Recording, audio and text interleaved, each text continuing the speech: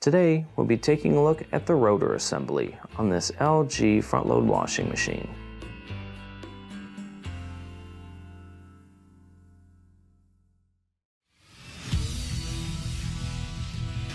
Be sure to visit ApplianceVideo.com, where you will find thousands of repair videos on the latest technology.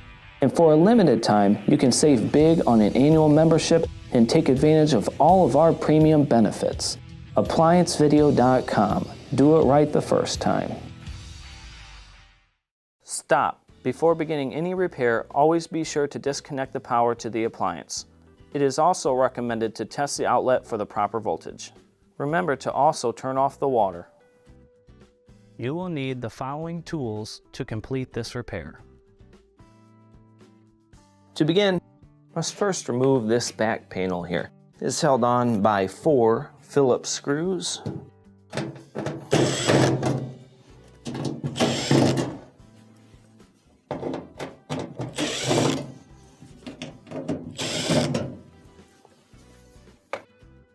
Once we get this off, you'll want to lift up. Maybe pry your hands behind the metal, lift up, slide out, pull down, and set it to the side. Now that we have the back panel removed, we have clear access to the rotor assembly here. Now the main reason why you'd be needing to access this rotor assembly is if it is making noise during spin or agitate, or it might not be spinning or agitating at all. Since this unit works as a magnet system, this rotor has little magnets that go all the way around it. If one of those magnets get damaged, what can happen is it'll go down, it'll scrape against the stator motor, which is what causes this wheel to spin. In order to go any further, we do have to take off the actual rotor here. It is held on by one 13mm bolt. Now when removing your rotor, I like to use a good high power drill. Pop it on this. You can use a socket set if you want. Just slap that right off there. Since it does have blue Loctite inside of there, sometimes it can be a bear to get off. Now after you do that, simply pull off on your rotor.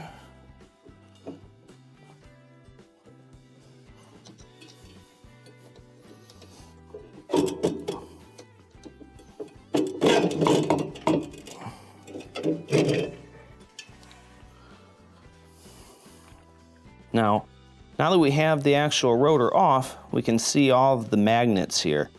Now go through here, do a good visual inspection. If you see where something has been rubbing or one of these is cracked, it will need to be replaced. Go ahead and set it to the side.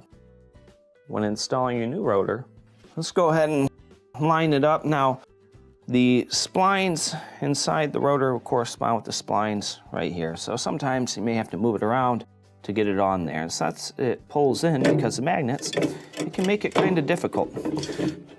This one went on smooth. Sometimes, like I said, you may have to maneuver it and then slide it in. But once you get it in, let's go ahead and put our bolt back in. And now we can reinstall the back panel. When reinstalling your back panel, you will have what looks like a Wi-Fi signal going up. And then of course you slide in the metal as far as you can in the back here, push it forward, and then drop it down so that the metal falls into the bottom, and this will hold it in place. Let's reinstall the 4 screws.